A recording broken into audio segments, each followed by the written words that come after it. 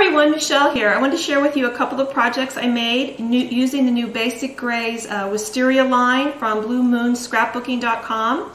As you can see, it's a clipboard and a pencil cup holder, and the new Wisteria line from Basic Gray has these really wonderful pattern papers and these neat little chipboard accents that match perfectly. So putting together a project is super easy and fast because you don't really have to put much thought into whether it matches or not.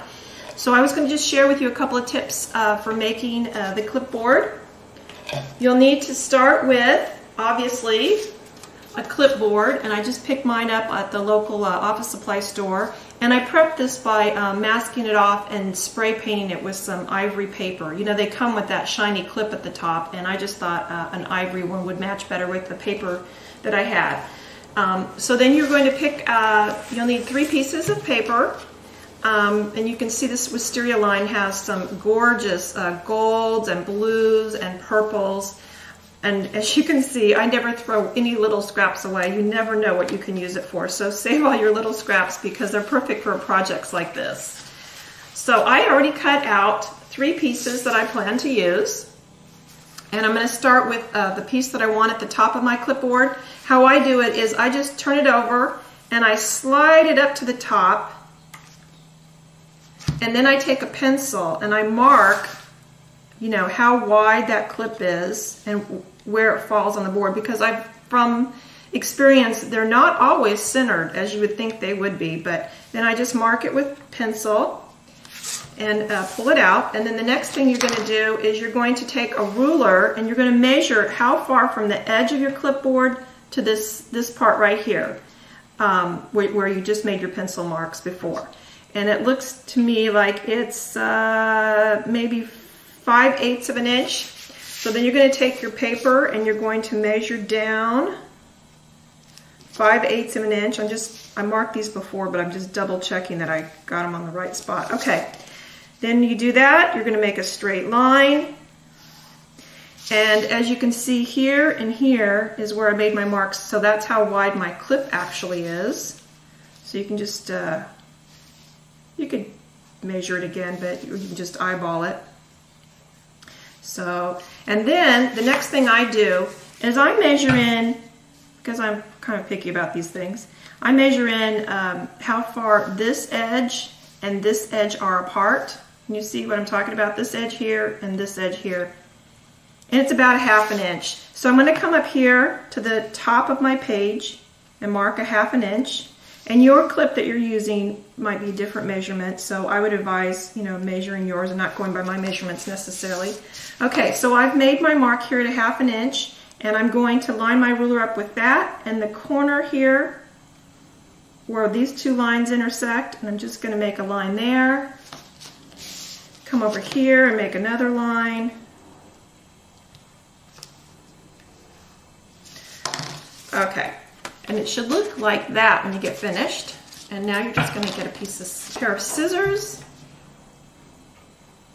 and cut these 2 lines, the 2 diagonal lines you made, and then this long line you made.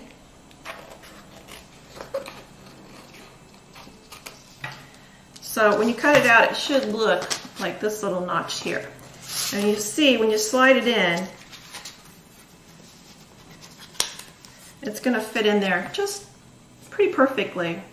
It's okay if it's just slightly off. I mean, you know, it is a handmade gift, so it can't be perfect.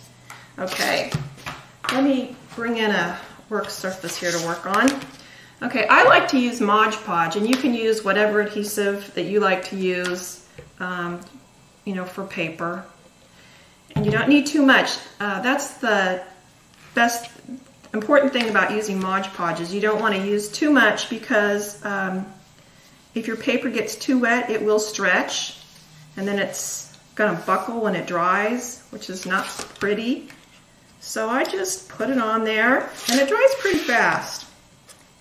And don't worry if your edges are hanging over the sides of your clipboard. That's okay, because we're going to fix that in a minute.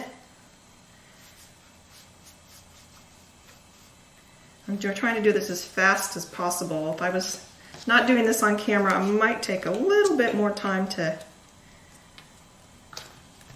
put that adhesive on there. So just smooth it out. And then you're going to put the other two pieces on here too.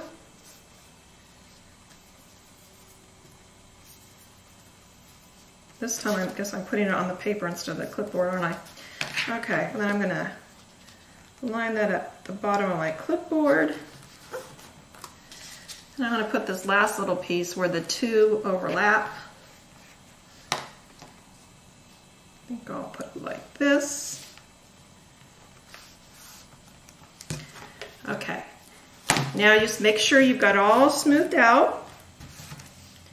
And you want to set it aside to maybe dry 5, 10, 15 minutes. It dries pretty fast. Okay, now that you've given your paper a chance to dry, you're going to turn it over and just clip off these little extra pieces.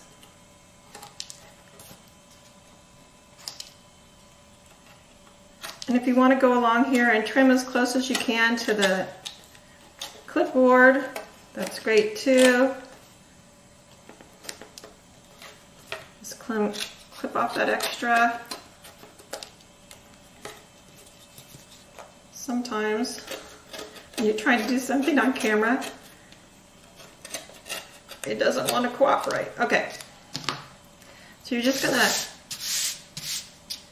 clip off those extra pieces, and then you could use sandpaper, but you know what I do? I just buy these cheap little emery boards from the 99-cent store, and I use those all the time. And you're just gonna go and sand off the edge all the way around your board to finish it off, and it'll make your corners just, make lots of paper dust for you, but it'll make your corners just perfect. Can you see how nice that turns out when you start out with it like this?